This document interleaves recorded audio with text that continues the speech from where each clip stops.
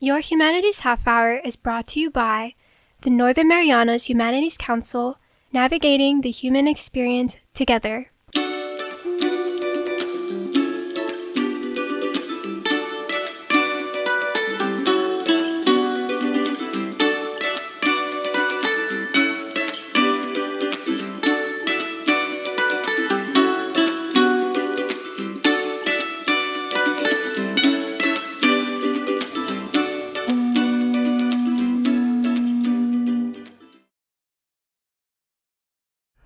Hapade, Tiro, and welcome to Your Humanities Half Hour. I'm Catherine Perry, and we are continuing our series chatting with former Peace Corps volunteers who served here in the Marianas.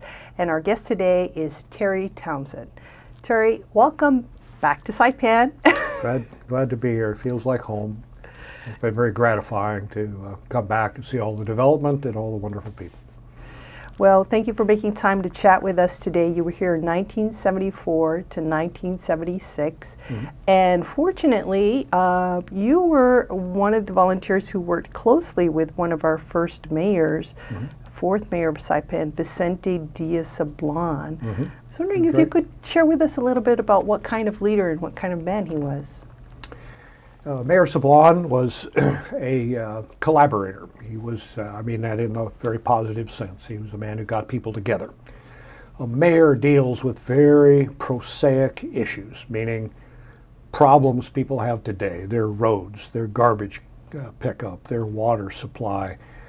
One of my favorite examples, the Marianas Variety, published a hand-drawn map of Chalancanoa with an X showing a dead, and an arrow pointing out dead dog, and demanding that the mayor get the mayor who's responsible for stuff like that. And you know, sure enough, the mayor assigned somebody from Public Works to go out and find the carcass and pick it up. And that's the kind of very immediate problems. So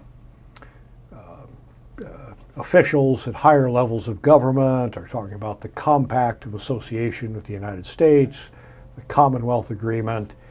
At the time we were there, as volunteers, we were not involved in these discussions at all, but we heard about them. There were neighborhood meetings, district meetings, just a lot of gossip and talk, and we listened about things like democracy and whether or not the Northern Marianas would remain. Remember, it's the trust territory at that time. The trust territory included the Marshalls, Truk, Kusarai, Ponape, Palau, and the Northern Marianas were the 6 districts. The United States government was encouraging all 6 districts to stay together and form one association that would then be like the Federated States of Micronesia. People of the Northern Marianas chose to the Commonwealth status as they have now. So we had levels of government that are dealing with very lofty issues, long-term structural issues, governance and management. Not the mayor. The mayor is dealing with garbage pickup and water hookups and how to get more electricity and you know, make sure the streets are clean and problems, you know, pothole and getting it plugged. He was very, he knew every road, every household on Saipan. He knew them all. He knew every district, and he knew the particular rivalries and jealousies and concerns of every district, and he was always very careful to make sure that the needs of every district were being met. And of course, there's always a budget constraint. You know, you always want to do more. He was a very careful administrator. Saipan never ran a deficit.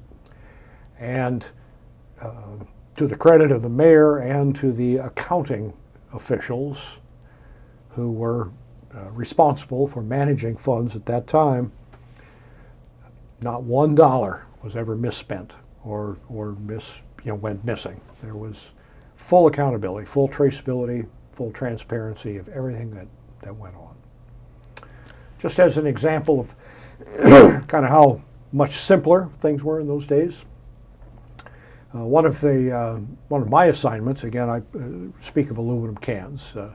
So for decades, people on Saipan had just thrown stuff into the ocean. And if you're talking about coconut husks and pandanus leaves and things like that, it's fine. It all biodegrades. But aluminum cans just never biodegrade. They just bob around. And eventually they get washed back up on the beach, and you have to collect them again and throw them. So the mayor wanted me to develop a system of collecting those cans, smashing them, sorting out steel or tin cans from the aluminum, smashing them, getting them into gunny sacks down to the dock in Garapan, where they were sold to a aluminum recycler on Taiwan. And aluminum of that grade is made into lawn chairs and window frames and things like that. We were successful in doing that. Saipan was importing 18 tons of aluminum a month in the form mostly of beer cans at that time. And that whole system, that whole process was generating a revenue, a net benefit to the economy of about $1,000 a month. And that was considered significant. And the district commissioners, who formed kind of a city council or island council at that time with the mayor as the chair, argued for months over what to do with that extra $1,000, and they ended up putting it into a public information campaign about improving, discouraging people from just throwing garbage into the jungle, and encouraging people to make use of the municipal garbage pickup system and clean up Saipan.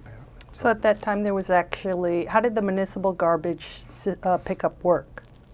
Well, there was no system until the mayor started it. And the mayor did not have a garbage truck, you know, a big truck with a hydraulic press that compacts the garbage. He had what you'd call dump trucks, just trucks that are used for carrying sand and gravel and things in road maintenance. And so we developed a rotation. We could come around to every household on the island once every 2 weeks. We just didn't have enough trucks, enough drivers to do it more often than that. So families were encouraged to put their garbage to separate, biodegradable. So of course, coconut husks or, you know, rice table scraps that you're throwing away. We would encourage people to compost that for their gardens.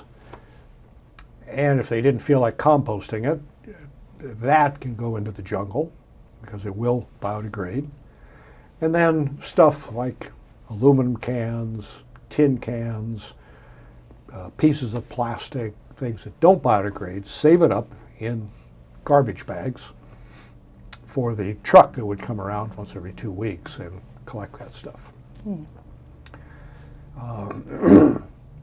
Remember, the island population was only 9,000 at that time, so it's much less than it is now. There were fewer households, so fewer stops on the route to go around. A big problem that the mayor faced is that there was no landfill. So a landfill is not just a hole in the ground, it's a geological formation with a clay bowl so that rainwater does not leach down through the toxins and carry those toxins into the water supply, the groundwater supply. Saipan is a volcanic island. The whole place is porous. There was no agreed upon location for a landfill. And I'm gratified to see up north of Garapan, a landfill has been constructed. And so there is now an ecologically responsible place for the disposition of refuse from Saipan. That was an issue the mayor was dealing with at the time. What was his management style, if you were able to recall? Well, first of all, he spoke Japanese fluently. He had grown up in the Japanese period. He was a minor civil servant under the Japanese government. I don't know exactly what he did, but he spoke fluent Japanese, as did many of the commissioners. Many of the adults back in the 70s. Remember, if you'd been 20 years old in the 1940s, you are now 50 years old in the 1970s. And many of them spoke fluent Japanese. So, talking about management style, he often broke into Japanese when he was talking to commissioners. Not always, of course, but sometimes. He was very collaborative, meaning he would patiently listen to every commissioner, and of course, again, every commissioner had his own concerns and little rivalries, and he had to make sure that, you know, District 4 wasn't left out, that District 5 got as much as District 1, and back and forth. Very collaborative, very detail-oriented. He was not a man to just delegate, you know, go pick up that dead dog. He would tell you exactly, you know, where that carcass was, because he knew it. Another thing, Saipan was just beginning to import a number of cars. We didn't have many cars at the time, we had some.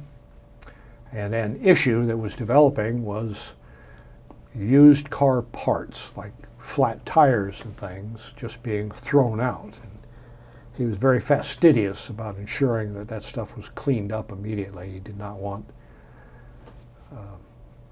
to set an example that people should just start throwing things like that around. So he's very detailed oriented, very collaborative, very patient man, and very, very conscientious. Again,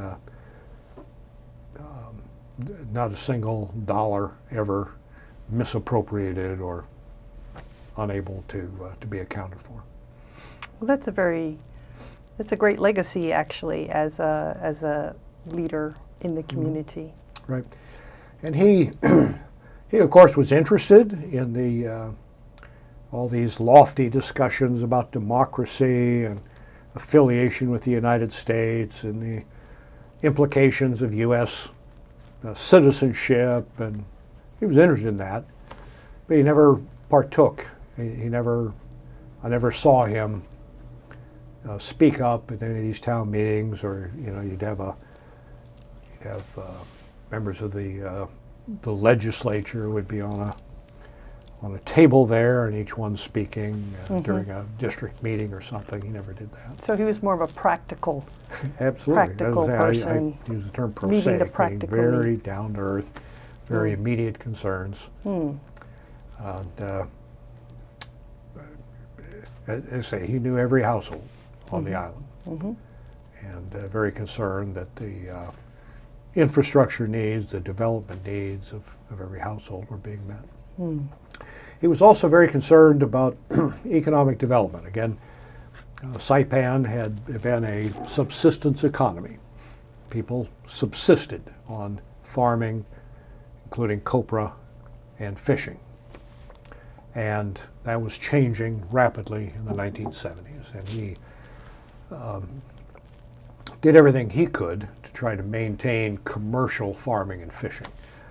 I'm afraid he was swimming against the tide. It just, there is some, we visited the farmers market on Saturday. There's some commercial farming activity, but certainly it's not as large as he had hoped it would be.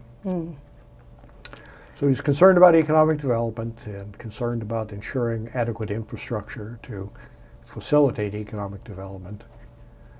And just the mayor is not responsible for education, so he didn't oversee the schools. There was always a Department of Education. But otherwise, just about anything that deals with local government, that was the mayor's problem. Could you share with us a little bit about your host family and your experience with the local people, maybe some of the local people that you were closest to during your time here? I lived with three guys about my age. They were teachers in the public school system. Ben Titano, Frank, and his brother Joe. And the house was owned by Tito and Maria Titano. They were, as young men, we probably drank too much. We went to parties. As a Peace Corps volunteer, I'm an employee of the government of the United States of America, and we were very patriotic. We were talking about the volunteers.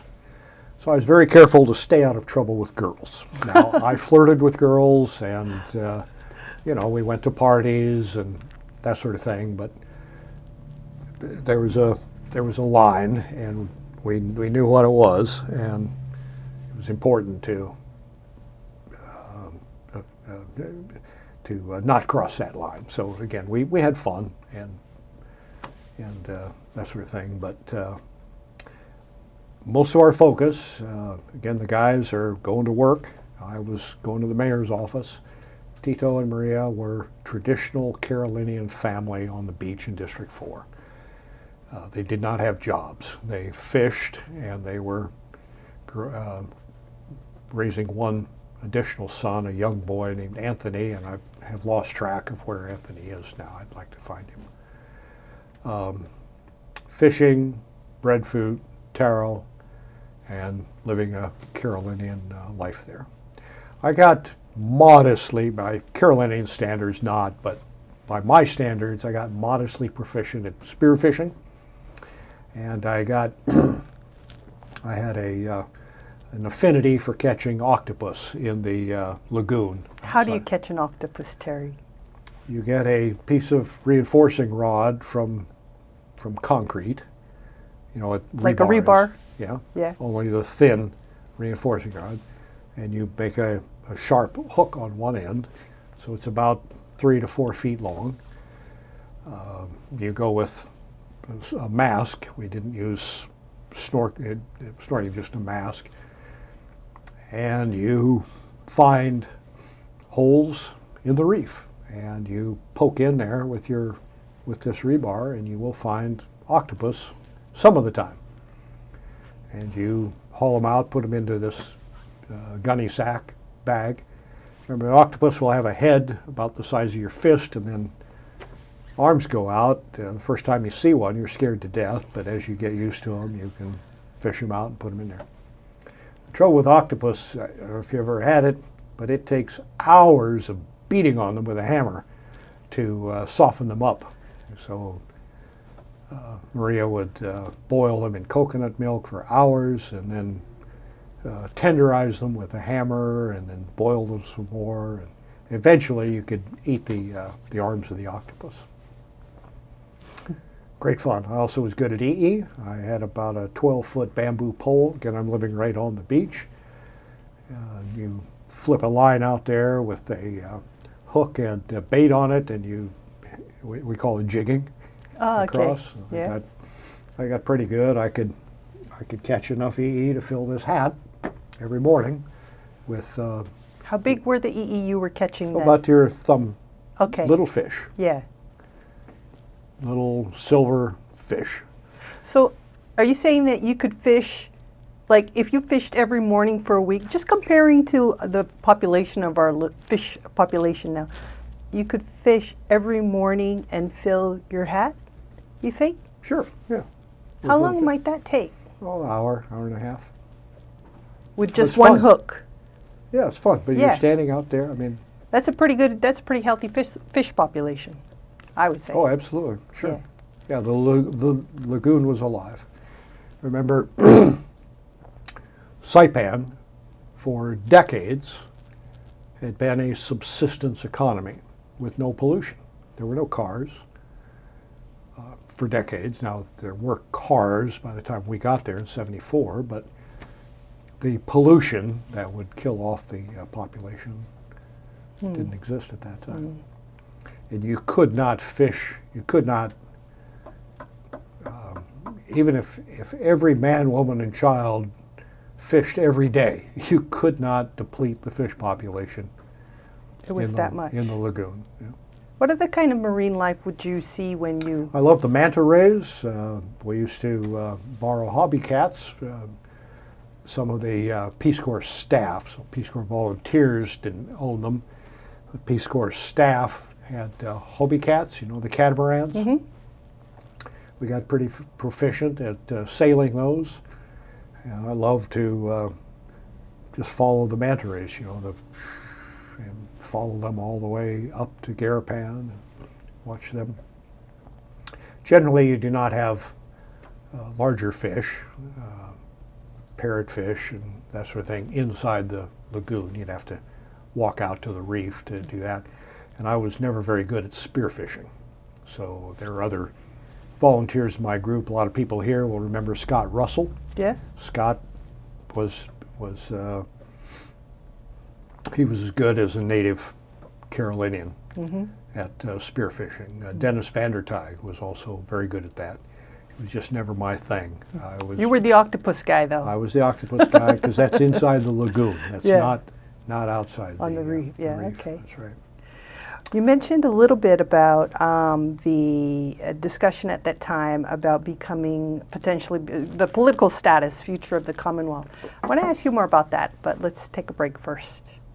Take a break? Yeah. Okay. We're going to take a break and we'll be back after this. Looking for resources about Marianas history, culture, and more? Well, check out the Northern Marianas Humanities Council's collection. Our extensive video, audio, and photographic library can be found on YouTube, Facebook, and Instagram at 670 Humanities. Or check out the written resources on our website at nmhcouncil.org. And for those who prefer a good book, we also have a selection of local publications for purchase. So, dive in, explore, and share your comments as we navigate the human experience together.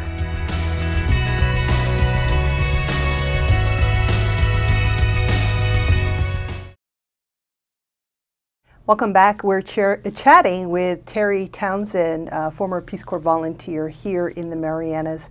Terry, you were here 1974 to 1976, right before the public plebiscite about whether we were going to become part of the U.S. Commonwealth, right. I mean, a Commonwealth of the U.S. or what.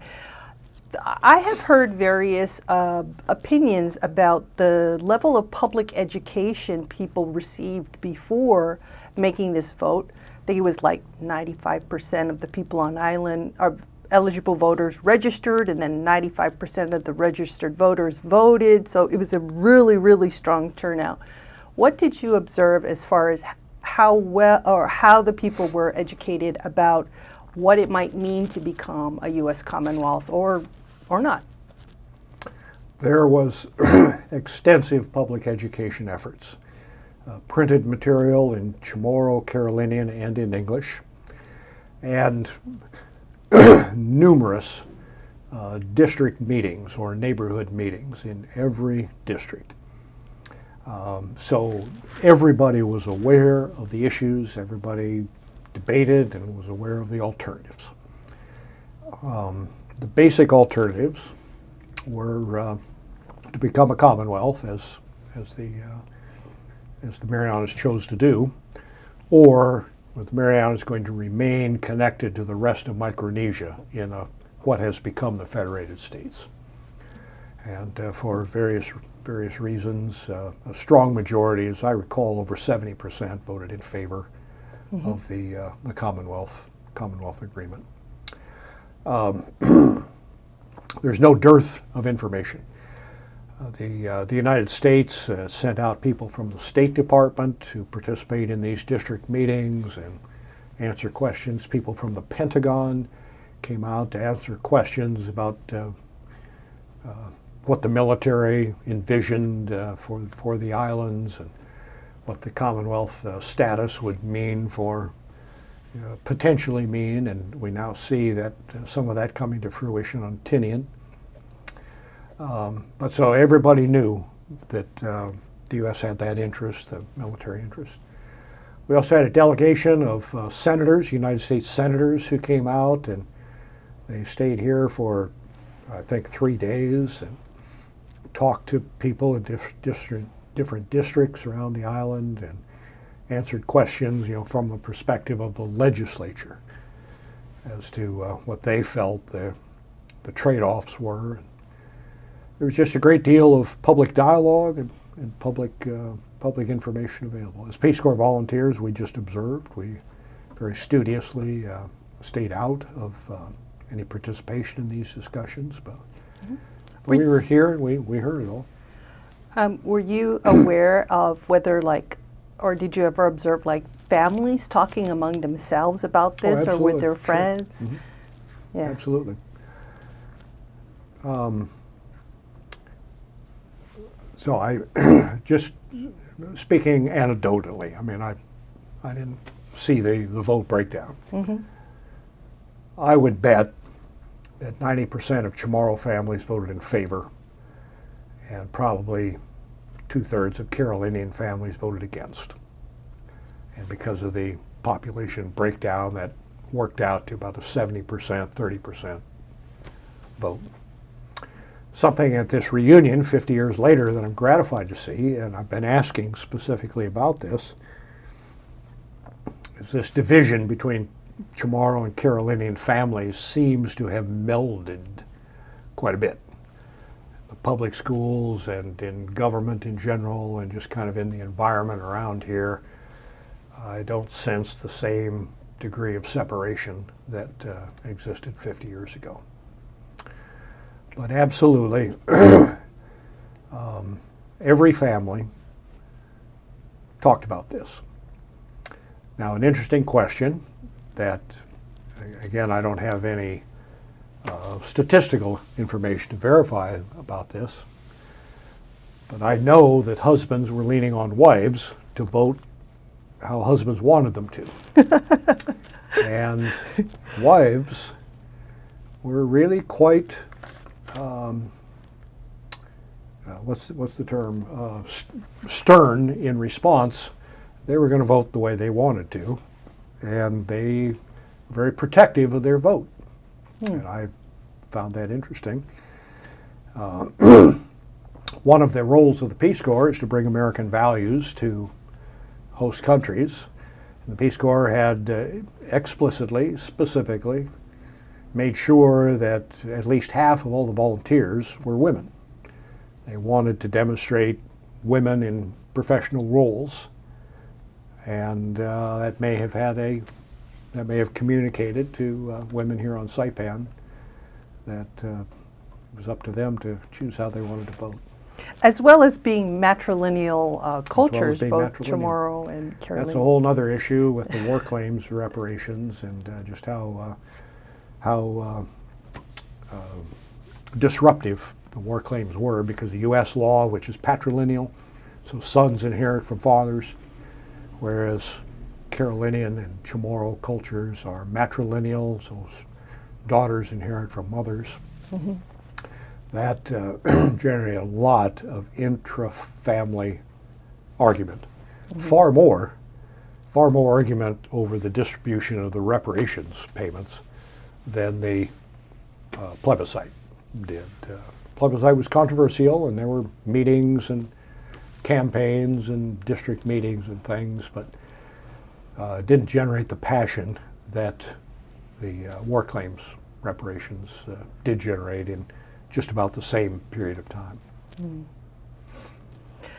If I can ask you in closing, how do you feel your time here in the Marianas affected you as a person and your life trajectory after you left? All of us who are participating in this reunion have said universally, we got a lot more out of our experience than we provided or gave to the islands. We all came out far different and changed. I came from the state of Iowa, which is flat and thousands of miles from the ocean, and pretty homogeneous. There were 2 students in my high school graduating class of 600 who were black. So fly out here, parachute into this environment, and you have to learn pretty quickly to adapt, collaborate, accept, and to respect all people at all times, and to be aware of cultural nuances and importance. So we all of the volunteers grew in that respect. I gained some technical experience working with the mayor, I appreciate that, but the primary benefit was the cultural exposure that we had. Not to mention the fact that I got married out here, and so that's kind of a life-changing event also. But we all were changed. Today, there's a term in the United States called a globalist, and my people who it's a derogatory term used by people who want to support, who believe that the United States is stronger if it's isolated. So a globalist is a person who is broadly interested in the world and wants the United States to be a force for positive change worldwide. We didn't use that term 50 years ago. That's a term that has developed in recent years in U.S. political dialogue.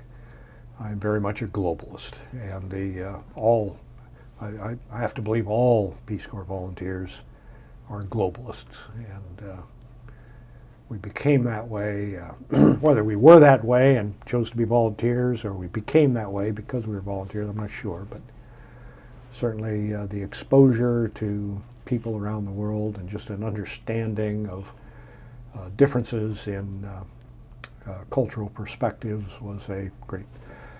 All of us, meaning the volunteers who are here talking among ourselves, our careers benefited. Having Peace Corps on your resume gave all of us entree to master's and PhD programs at universities.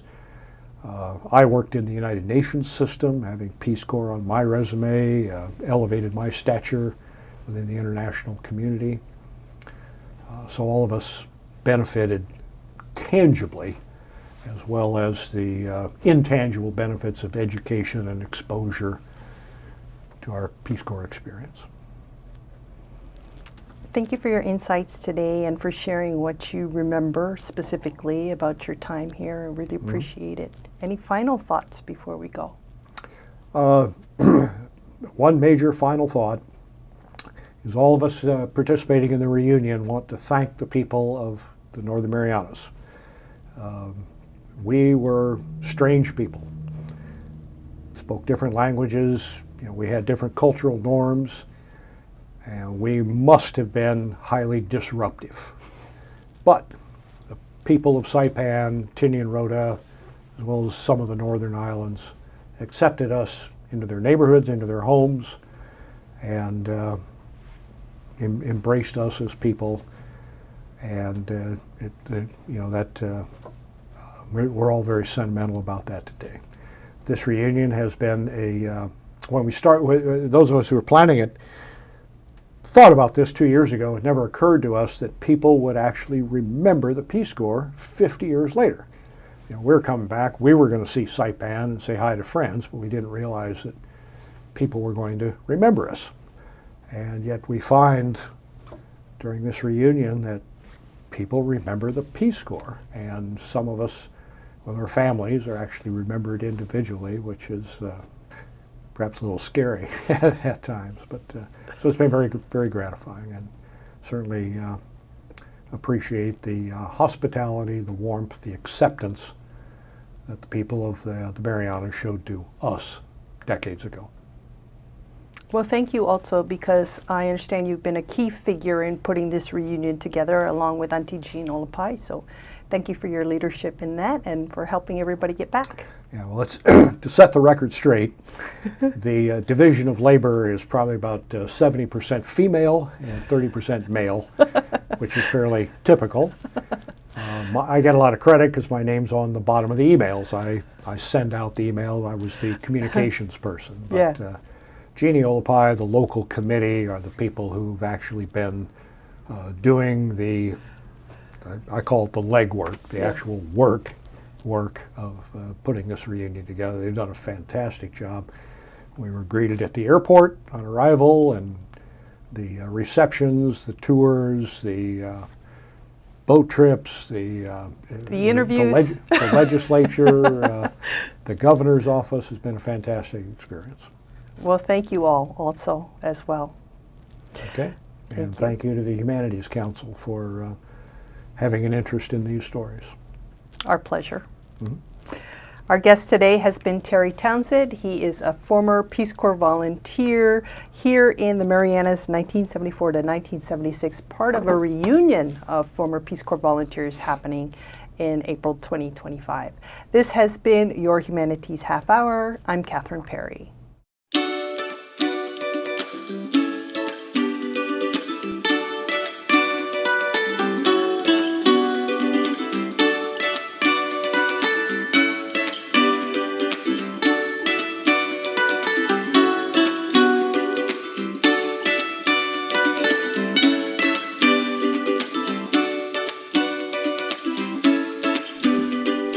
Your Humanities Half Hour has been made possible in part by a major grant from the National Endowment for the Humanities.